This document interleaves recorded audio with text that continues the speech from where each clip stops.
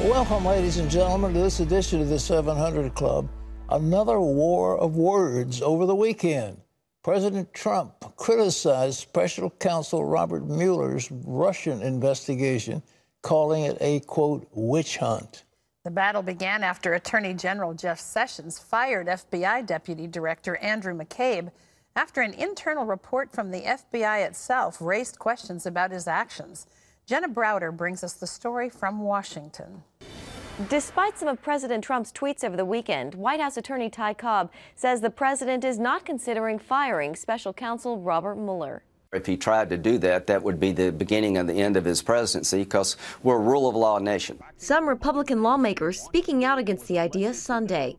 Let it play out its course. If you've done nothing wrong, you should want the investigation to be as fulsome and thorough as possible. The president's tweets and speculation began after Attorney General Jeff Sessions fired FBI Deputy Director Andrew McCabe. McCabe blames Trump and says he was singled out in the aftermath of James Comey's firing. But Representative Trey Gowdy says McCabe has nobody to blame but himself. It was the FBI who said he made an unauthorized disclosure and then lied about it. That wasn't President Trump. It wasn't me. It wasn't the crazy House Republicans. It was his own fellow FBI agents that said he leaked and then lied about it. McCabe was fired after internal FBI reports said he leaked to the media that, in Sessions' own words, lacked candor, including under oath, on multiple occasions, adding that all FBI employees know that lacking candor under oath results in dismissal. So if he's got credibility issues, he need to look no further than himself. The Mueller probe is likely far from over, but there are growing calls for a second special counsel to investigate alleged abuses at the FBI and Justice Department. Sessions is considering the possibility. In Washington, Jenna Browder, CBN News. You know, this is crazy, but, you know, the left is just in arms. Look what the president has done. He's violating the sanctity of the FBI. He's obstructing justice, yada, yada, yada. But as was pointed out, this man lied repeatedly under oath. And those people at the FBI have got to know that if they tell anything under oath, it's got to be the truth. And if they don't speak the truth, they will have consequences. And they all know it. And so this man had to be fired. And it's tough he got fired the day before he was supposed to get a pension. Well, that's tough luck. But this is FBI people saying he needs to go. And they want integrity in their ranks, and they have a right to expect it. But as far as this other thing, this Mueller's investigation is going, and I think it's time, really, the counsels who represent the president and the president, we need to pray for that situation because it is getting very intense, and the charges are going back and forth, and it's really amazing. So I just would say, please pray for the legal team that represents the president. Well, in other news, is a serial bomber on the loose in Austin, Texas. John Jessup has that. That's right, Pat. 2 people were injured in another explosion in Texas's capital Sunday night. Police say it was caused by a tripwire. The blast came around 8:30 yesterday evening in a suburban neighborhood in southwest Austin. 2 men in their 20s were hospitalized with non-life-threatening injuries. It was the 4th explosion to rock Austin in less than 3 weeks. The other 3, police say, were likely related. Officials are investigating the incidents as hate crimes because all the victims were either black or Hispanic. And police are also warning residents not to touch any unexpected packages left at their homes. Well, President Trump is calling for a war on the opioid drug crisis. Part of that plan means stiffer penalties for drug dealers, including the death penalty when appropriate. It will also include tougher criminal penalties for dealing the powerful painkiller fentanyl. The president starts his week in New Hampshire to roll out the new plan. Well, on Sunday, Turkish troops captured a Syrian city called Afrin near the border between Turkey and Syria. As Chris Mitchell reports from Jerusalem, the Turkish victory may seem minor, but many believe it was a pivotal battle with major implications for the United States and Israel. When Turkish soldiers raised their flag in the center of the city, it marked the end of a 2-month battle. Turkish President Recep Erdogan, who made capturing Afrin a major goal, celebrated the moment. The Turkish armed forces have established total control in Afrin's city center. Most of the terrorists had already turned tail and run away. The terrorists Erdogan referred to were Kurdish forces who fought alongside the United States in the battle against ISIS. From a strategic point of view, the Kurds of Syria have been the West's most faithful and indeed most effective allies in the course of the fighting against the Islamic State over the last three to 4 years. And there's now a very strong sense among the Kurds that they have in effect been betrayed by their Western friends and partners. Yet these Kurds promised to fight on and said their war against Turkey had entered a new phase.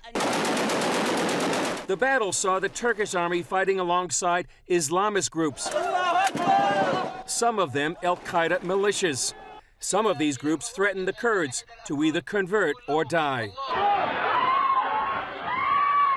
Near the end of the Turkish campaign, this video was sent out as evidence of indiscriminate bombing against civilians.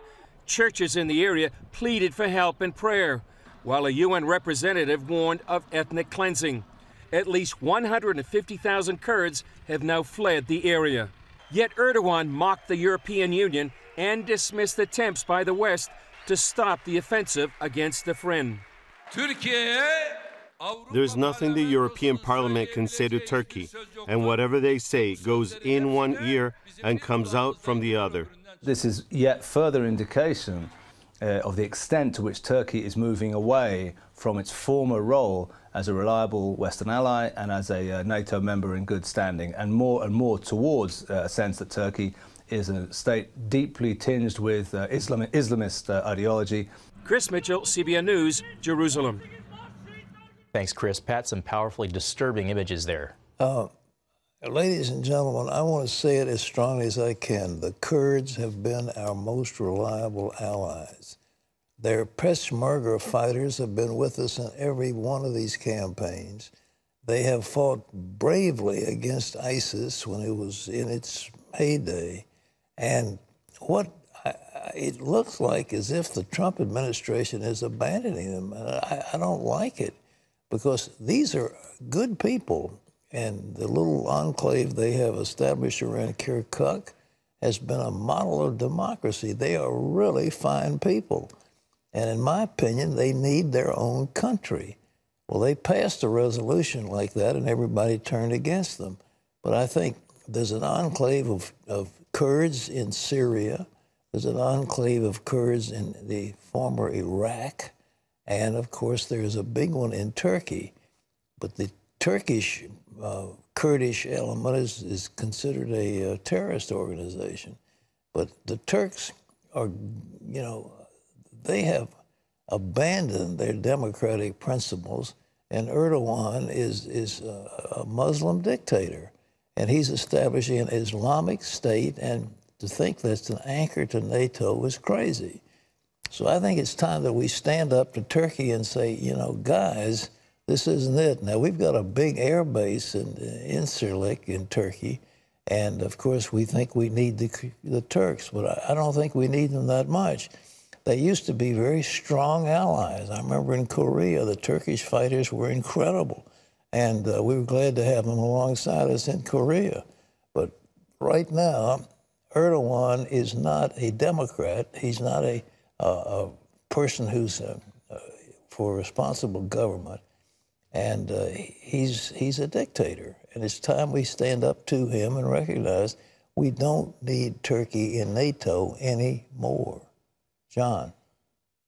Pat, back here in Washington, congressional Republicans are talking about another round of tax cuts. The Hill newspaper reports the next phase would include making the new personal tax cuts permanent. Under the tax bill signed by President Trump last year, the personal cuts are set to expire in 2025. The bill making those cuts permanent would have a hard time getting through the Senate because Democrats are not likely to support it. Not a single Democrat voted for the GOP tax cut plan last year. So for at least now, Pat, it appears the personal tax rates will remain temporary. Well, the Democrats are going to run, if you can believe it, their principle is going to be, we're going to raise your taxes. Can you imagine going to an election and you're the candidate that says, I'm standing up for taxes. I want to increase taxes. I want to tax the people. Well, The Republicans are, rubbing their hands in glee at that one.